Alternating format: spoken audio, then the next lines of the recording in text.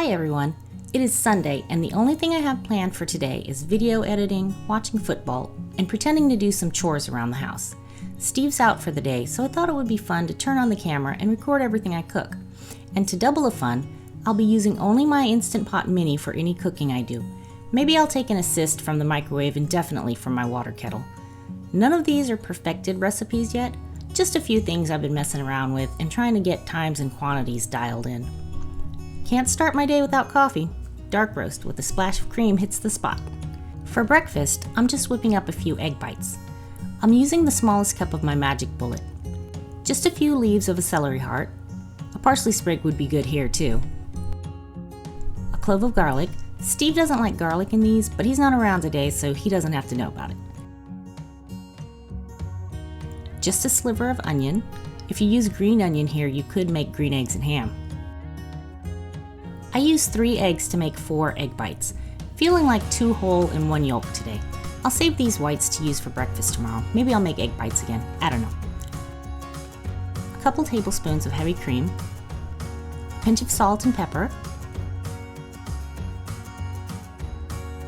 zip zap buzz buzz. This is a frozen sausage patty that is zapped in the microwave for 30 seconds. A little ham or any leftover meat would be good too. You don't need much. Spraying some butter-flavored nonstick in my egg bite mold.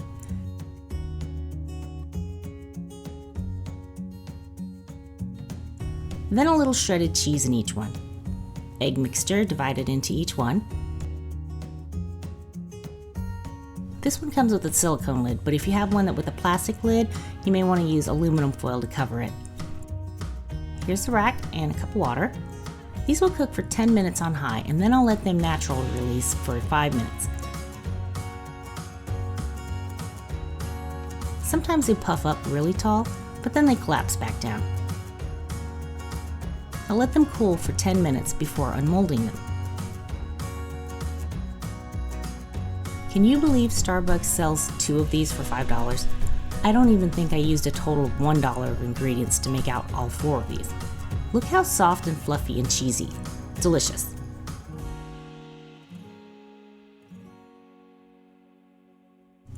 A little sriracha over the top never hurt my feelings either.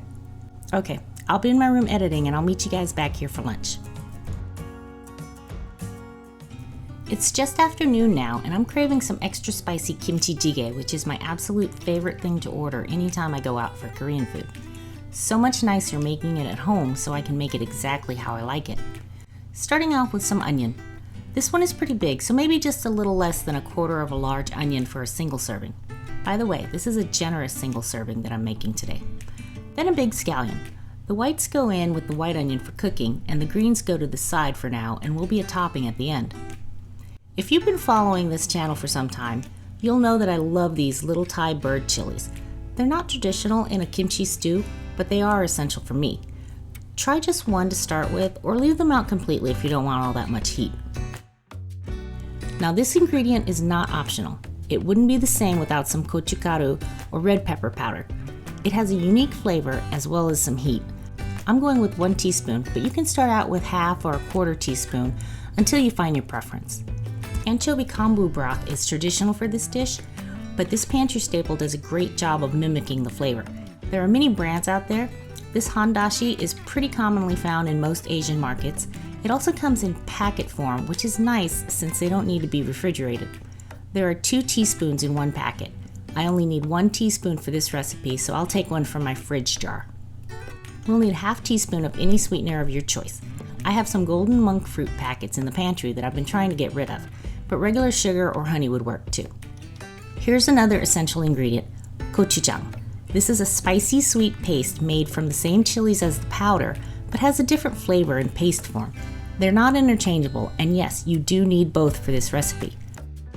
You must have tofu, firm or extra firm, and I like this one from my Asian market because it's already pre-portioned into 4-ounce pieces. So I can just take 1 piece out for this recipe and refrigerate the rest to use up by the end of the week. Cut them into about 1/4-inch squares, and these are going to go with the scallion greens because we'll put them in after pressure cooking. The real star of the show, kimchi. This recipe is best with the funkiest, most sour kimchi, so a lot of times you have to wait until you get to the bottom of a jar for it to be just right. If your kimchi is too fresh and not sour at all, you can leave some out at room temperature overnight. This brand from my Asian market is usually pretty ripe right from the beginning. Maybe I should do a shopping tour of my local market and what I buy. Is that anything you guys would be interested in? Let me know. I'll need about 1.5 cups of kimchi along with 1/4 cup of juice from the jar. A lot of times you'll see people prepping the kimchi by putting it on the cutting board and chopping it up. But I think that's just a big hot mess, and I'd feel like I was losing a lot of the flavorful juice on the board. So whenever I need to chop kimchi, I grab some clean kitchen shears and work at it in a bowl. I'm just trying to get the bigger pieces cut down into manageable pieces so that they can be eaten with a spoon. And now for the meat. Pork belly is the best. Sometimes it's called pork side meat, depending on your grocery store. Pork butt or shoulder is also a good choice. Just see what looks good when you shop. Sometimes people like tuna or beef, but for me, it's always going to be either pork belly or shoulder. I'll use just a couple of these slices, about 3 to 4 ounces total, and the rest I can freeze for later. Most of this will render out, and I'll end up with about 2 ounces of meat in the final dish. If you have thicker cuts or using shoulder, you can cut them into 1/2-inch cubes. Ooh, almost forgot about that 1/4 cup of kimchi juice. Every Korean meal comes with rice. This is a single serving rice bowl that I bought almost 25 years ago when I was in Korea, and it works perfectly for cooking rice using the pot and pot method. If you don't have a metal bowl or something like this, I've also had success with Pyrex or small ramekins. The thinner the walls of the dish, the better.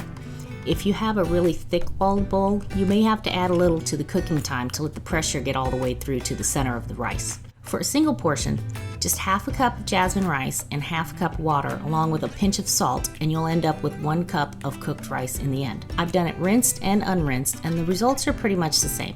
Now that I'm all prepped up, let me take all this over to my usual recording spot so you can get a good view of the inside of the pot. The pot is hot on saute mode, so here go the pork belly pieces. No need to add oil, there's plenty of fat to do the job. But if you have pork shoulder, you may want to add a tablespoon of neutral flavored oil to get things started. Cook the pork until it's got a bit of crisp around the edges.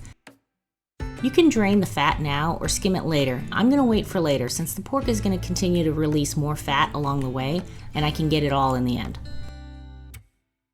Now add in the onions and the chopped kimchi and stir them around for a few minutes.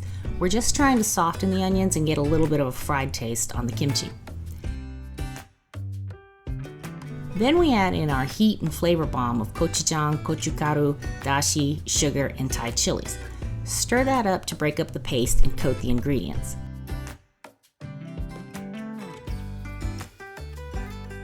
Now add in the kimchi juice and a cup of water. Make sure to scrape up any stuck-on brown bits as you stir. This will prevent any burn warnings later. I'll need a rack that's tall enough to stand above the liquid. This is where I'll set my pot and pot rice. Lock and seal the lid and cook on high for 10 minutes. After that, I'll do a quick release. Just smell that aroma. I can already tell that this is going to be the best thing I'll cook this whole week. So now I'm throwing in the sliced tofu pieces, and I just want to bring this up to a low simmer on the lowest sauté setting. Watch how the fat works its way to the top, and I can easily skim it all out.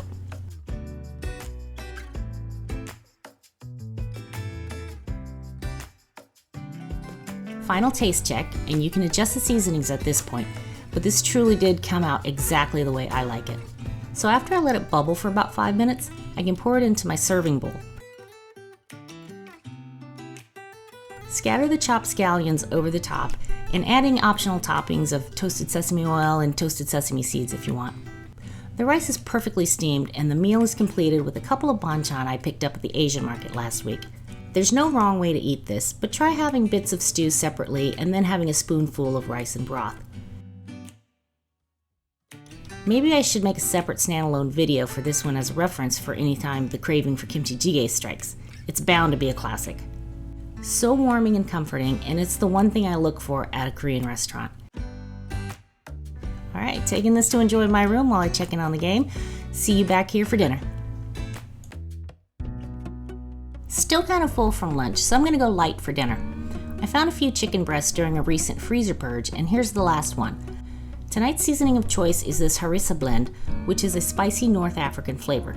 You can find it in both powder and paste form, depending on how you plan to use it. Make sure to taste any of your seasonings before adding salt, since a lot of them already have plenty of salt.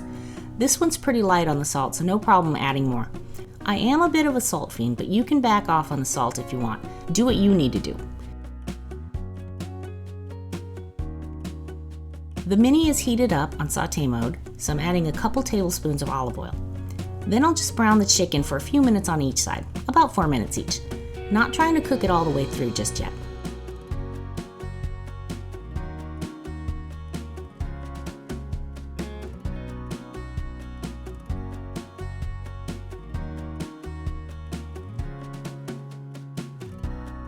Now add a cup of water to the bottom to deglaze. Make sure it's completely clean so you don't have any burn warnings. I already had rice today, so I'm just using this water to pressure cook the chicken. But you could add a cup of jasmine rice to this and you could end up with chicken and rice for dinner if that's what you want. You can also use a trivet here to raise the chicken above the water. That would pressure steam the chicken, but this time I'm cooking it in the liquid to get more of a poached effect. Lock and seal it up for 6 minutes, followed by a 10-minute natural release. While the pot is natural releasing, I'll put together a quick salad. A couple handfuls of mixed greens, a little thinly sliced red onion. Red onions are my favorite in salads, extra strong and pungent. A handful of sweet grape tomatoes, a little sprinkle of shredded cheese, and a simple dressing of salt, pepper, olive oil, and red wine vinegar.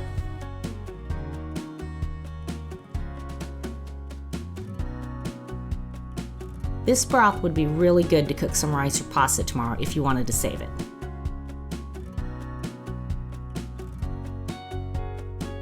Yum! This is a perfect dinner salad.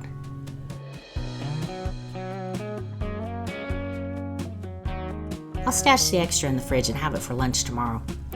Thank you all so much for hanging out with me today, and I hope you found at least one new idea to try in your Instant Pot. I had a lot of fun making this video, and I'd love to hear your ideas for recipes, and if you'd like to see another one like this, so leave a comment if you do. I will leave the ingredients in the description box below, and I will see you in the next video. Bye-bye.